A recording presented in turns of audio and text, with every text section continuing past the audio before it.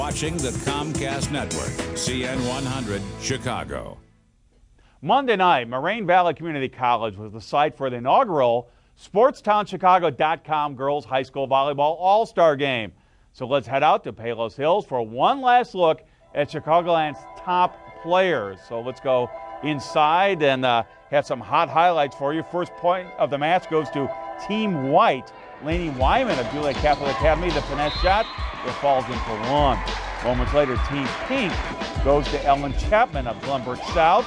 She's in the middle, and she puts the hammer down, and that sparks her team. First, with some defense, the return to the outside, but Meg Vonduhar of St. Francis with the block to the point at the net.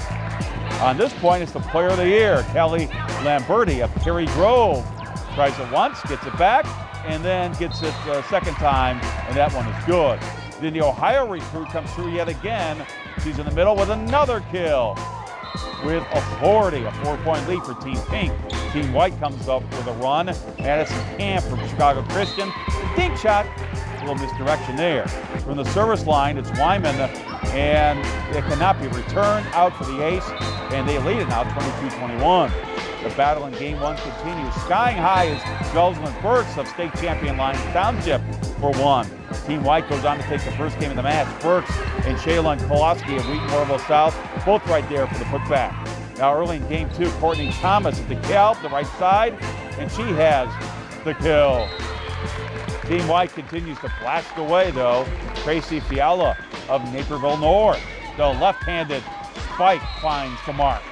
But Team Pink pulls out to a lead in game two. They set to Lamberti on the outside. She hits the cross-court winner. Later, it's another kill. It's Courtney Keith of Lamont. And she has the smash that's good. The lead grows to 11. Team White getting one back here. Kate Aronson of St. Ignatius. Good placement. That made it 23-10. But it was not enough in game two. Keith hits it into the open space. And that is the game winner for game two, 25-12. Match is tied, one game apiece. Off to game three, good start for Team White. Emily Young of Schaumburg, a quick 2-0 lead. Back comes Chapman of Glenbrook South. On the other side, gets the set, and she hits the big spike. Team White playing the power game two. The set to Burks, and the vicious smash for one. But once again, Team Pink will battle back. Emily Paschke of West Chicago coming up with the block at the net. Nicely done. Now this time they go to the right side, and Martha Stewart of Waubonsie Valley with a hit and ties the game at 19. But Team Pink takes the lead when Chapman, who's a Wisconsin recruit, comes through, soaring in the corner, and the big kill. And now they will come through again with Kendra Makuta of Sandburg serving up the ace. That makes it 25-23 as they will lead it 2-1. But it's a best of 5. We're going to game 4. Team White jumps out quickly, and Wyman at JCA with the kill. Then Burks again, and she has the big hit and finds the open space. Good exchange on this point here.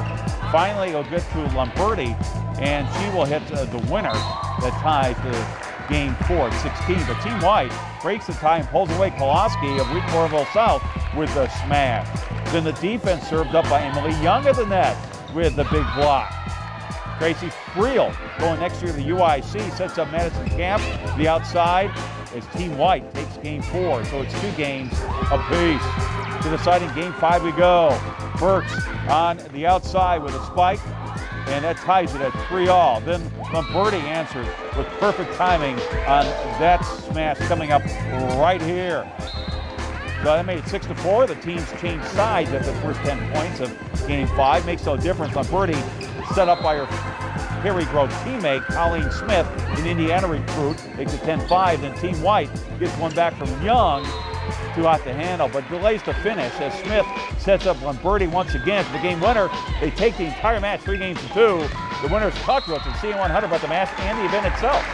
It was a great time meeting all the girls that we play against, and knowing that it was for a good cause. It was so fun to play in.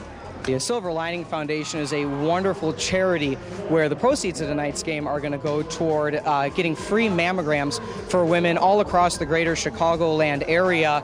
Being that girls volleyball is such a proponent of women's sports across the board, they always have a Volley for a Cure game, a Dig for Pink game. So it was just natural that this game also be for charity. Silver Lining Foundation works wonderfully with us. We've done some work with them in the past, and they're really going to get a lot out of this event with the proceeds at the door going to help get those free mammograms with women that might have breast cancer. Well, the very best seniors on hand for this great all-star game and a great cause for a Silver Lining Foundation. Lamberti, by the way, took home the MVP honor.